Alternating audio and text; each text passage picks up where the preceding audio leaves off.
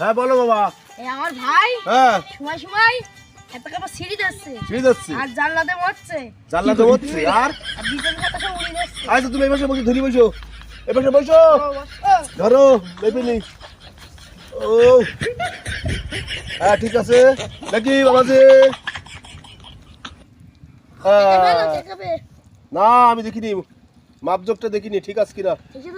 হ্যাঁ ধরো ধরো, হ্যাঁ রক পাইছি, 17.5 হয়েছে। একটু বড় বড় পশুর সই মারতে হবে তে দেখি। হ্যাঁ কি করো?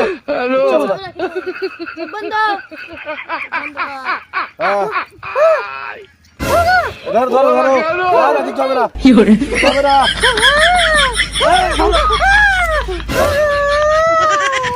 হ্যাঁ ঠিক আছে।